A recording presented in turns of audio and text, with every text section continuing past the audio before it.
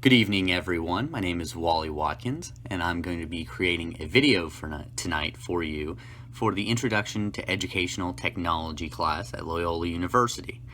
In this video, what we're going to do is design a lesson plan specifically for student review before a summative assessment. As with any lesson that you plan on implementing in a classroom, the first thing that you want to do is to create your objective or view the objectives provided for you. In Baltimore County Public Schools, where I'm currently an intern, objectives, I can statements, are listed on the county's website. However, for this lesson, there is no direction as to how to review before a summative assessment. After consulting with my mentor teacher and reviewing past experiences with reviews for summative assessment, I have developed the following objective for the review session. The objective is, I can demonstrate mastery of DBQ skills and content from the Interregional Relations Unit by answering Kahoot quizzes with an 80% accuracy. Not only do I have the goal and task, but I also have a way which my objective is measurable.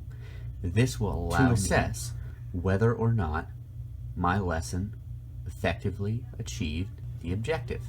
As this is preparation for the summative assessment, I have compiled the questions for this summative assessment. This will serve as a review for the students. The questions that I gathered for the summative assessment came from two separate sources. The first being the pre-assessment test.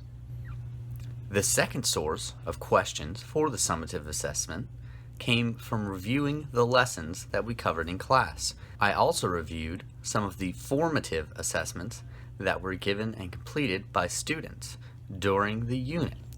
By reflecting on the work completed by the students and how the lessons flowed throughout the unit, I am able to gather what content should be on the summative assessment, as it is not fair nor appropriate to test students on material that was not covered during any of the lessons. It is important to view documentation, such as teacher reflection from individual lessons, to gather what information was covered and what information students achieved on. After you have reviewed the material and assessments from your lesson during your unit, you'll want to begin to compile questions for your multiple choice assessment. It's important that you develop the multiple choice assessment before creating your review. The reason for this is, once again, you do not want to review on things or test on things that were not covered or won't be covered in the summative assessment. Following my review of the material covered in the lessons in the unit, I have compiled questions for the multiple choice examination. These questions will serve as the summative assessment for the unit.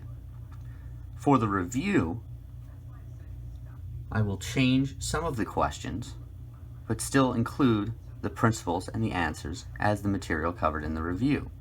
I am also developing twice the number of multiple choice questions that will be featured on the test. This will ensure that the review is not solely focused on the specific answers, but provide students with a wide range of material that could be on the assessment. This should preserve the integrity of the summative assessment. I have now taken the questions from the multiple choice summative assessment and created a Kahoot, which will be used by students during class to review the material on the summative assessment. Links to the Kahoot will be provided to students so that they may also review for the assessment following the reviewing class. The Kahoot, which was covered in an earlier class in educational technology, allows students to access online the material and play by cell phone or computer. This now completes the development of a review session for the summative assessment. Congratulations, you are ready to implement the lesson.